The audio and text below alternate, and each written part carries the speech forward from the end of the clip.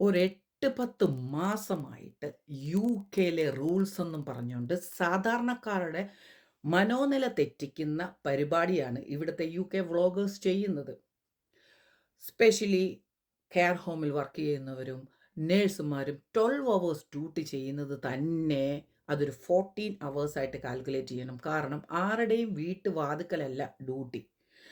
ആ മിക്കവർക്കും country സൈഡിലായിരിക്കും duty ഇടുന്നത്. ആ ഡ്യൂട്ടി സ്ഥലത്തോട്ട് എത്തണമെങ്കിൽ ഒരു വണ്ടി സംവിധാനം കാണത്തില്ല, ട്രെയിൻ കാണത്തില്ല, ബസ് കാണത്തില്ല, കൊളീഗ്സിൻ്റെ വണ്ടിയിലോ അല്ലെ സ്വന്തം വണ്ടിയിലോ അവിടെ ചെല്ലണമെങ്കിൽ തന്നെ 1 മണിക്കൂർ എടുക്കും. ഇങ്ങനെ 14 അവേഴ്സ് ഡ്യൂട്ടിക്ക് വേണ്ടി മാറ്റിവെച്ച് അതിൻ്റെ ഇടയിൽ വീട്ടുപണിയും പിള്ളേരും ഇവിടെ ഒന്നും ജോലിക്ക് ആളെ കിട്ടത്തില്ലെന്നറിയാമല്ലോ. എല്ലാം ചെയ്ത് ഡ്യൂട്ടിക്ക് പോകുന്ന ഒരു മനുഷ്യൻ്റെ മൈൻഡ് അല്ലെങ്കിൽ ഒരു മനോനില എങ്ങനെയായിരിക്കും? അതും അവരാ വർക്കിംഗ് പ്ലേസിൽ ഒരു തെറ്റും ചെയ്യാതെ സന്തോഷത്തോടെ ചെയ്യേണ്ട ഒരു ഫീൽഡാണ്.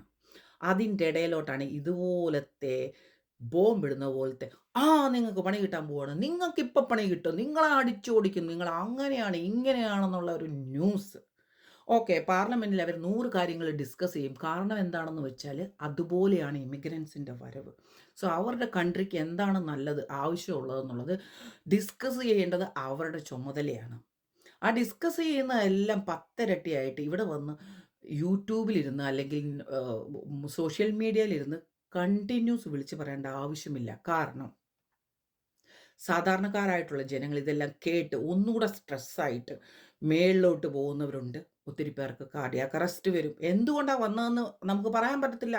പെട്ടെന്ന് പെട്ടെന്ന് കുഴഞ്ഞു വീണ് മരിക്കും. ചിലപ്പോൾ അവർക്ക് ഓവർ തിങ്കിങ് ആയിരിക്കും. ചിലപ്പം മെന്റൽ പ്രഷറായിരിക്കും. സിംപിളി അത് കൊറോണ വാക്സിനാന്നും പറഞ്ഞ് നടക്കുന്ന വേറെ കുറെ ഇതിൻ്റെ സൈഡ് എഫക്റ്റാന്നും പറഞ്ഞ് നടക്കുന്ന വേറെ കുറച്ച് പേരുണ്ട്. പക്ഷേ ഇതുപോലുള്ള ന്യൂസ് സാധാരണക്കാരനായിട്ടുള്ള ഒരാളുടെ മനസ്സിൽ തീ കോരിയിടുകയാണ്. കാരണം നാട്ടിൽ നിന്നും ലോൺ എടുത്ത് വന്നവരും വീട് പണയം വെച്ച് വന്നവരും ഒക്കെ ഇഷ്ടം പോലെയാണ്. സോ റൂൾസ് വരുമ്പോൾ വരട്ടെ. അതപ്പോൾ നമ്മൾക്ക് ആലോചിക്കാം. അതിനു മുമ്പ് പാർലമെന്റിൽ കിടന്ന് അവർ ഡിസ്കസ് ചെയ്യുന്ന കാര്യമൊന്നും റിപ്പീറ്റ് ആയിട്ട് അല്ലെങ്കിൽ 10 ഇരട്ടിയായിട്ട് സോഷ്യൽ മീഡിയയിൽ വന്ന് പറയാതിരിക്കുക. ഇവിടുത്തെ പിആർ കിട്ടിയില്ലെങ്കിലും വലിയതായിട്ടൊന്നും മലമറിക്കാൻ കിട്ടിയാലും വലിയതായിട്ടൊന്നും മലമറിക്കാനുണ്ടെന്ന് എനിക്ക് തോന്നുന്നില്ല. കാരണം എന്താണെന്ന് വെച്ചാൽ ഇവിടെ താമസിക്കുന്ന 20 വർഷം കഴിഞ്ഞവരും 25 വർഷം കഴിഞ്ഞവരും ഇപ്പോഴും സ്ട്രഗിളായിട്ട് നെട്ടോട്ടം ഓടുന്ന ഒരു സീനാണ് ഞാൻ കാണുന്നത്. ആരും ഈസി ചെയറിലിരുന്ന് അല്ലെങ്കിൽ ഇത്രയും വർഷമായിട്ട് ഞാൻ ഇവിടെ ഇരുന്ന് ഉണ്ടാക്കിയെന്നും പറഞ്ഞ് വീട്ടിലിരിക്കുന്നത് ഞാൻ കണ്ടിട്ടില്ല. ഇപ്പോഴും എല്ലാവരും പരക്കം മാഞ്ഞ് ആഫ്റ്റർ 20 ഇയേഴ്സ് കൂടെ പരക്കം മാഞ്ഞിട്ടുള്ള ഓട്ടമാണ്. സോ അങ്ങനെ പരക്കം പാഞ്ഞ് ഓടാൻ തയ്യാറുള്ളവർ ഏത് കൺട്രിയിൽ പോയാലും ഓടാം. അല്ലേ? ഇവിടെ തന്നെ ഇരുന്ന് നമുക്ക് വർക്ക് ചെയ്യണമെന്ന് ഒരു നിർബന്ധവും ഇല്ല. അതുകൊണ്ട് ഈ പിആർ എന്ന് പറഞ്ഞ് ദയവ് ചെയ്ത് ആരെയും വിരട്ടാതിരിക്കുക. കാരണം ഈ കൺട്രിക്ക് ആവശ്യമുള്ളത് കൊണ്ടാണ് ഇങ്ങനൊരു വിസ അവർ ഓപ്പൺ ചെയ്തത്. അല്ലേ?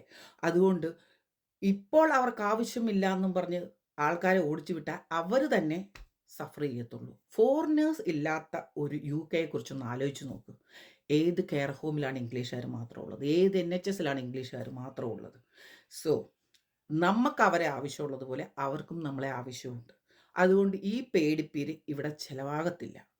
പറഞ്ഞു വിടുവാണെങ്കിൽ അവർക്ക് പോയി, നമുക്കല്ല. കാരണം നമുക്ക് വർക്ക് ചെയ്യാൻ ആരോഗ്യവും മനസ്സും ഉള്ളിടത്തോളം കാലം എവിടെ വേണേലും ജീവിക്കാം.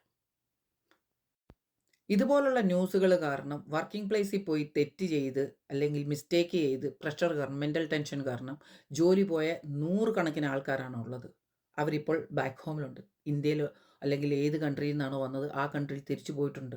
അപ്പോൾ അവരുടെയൊക്കെ പിആർ എന്തായി? പിആറിൻ്റെ റൂൾസ് വരുന്നതിന് മുമ്പ് തന്നെ അവരെല്ലാം വീട്ടിൽ പോകേണ്ട ഗതികേടായി.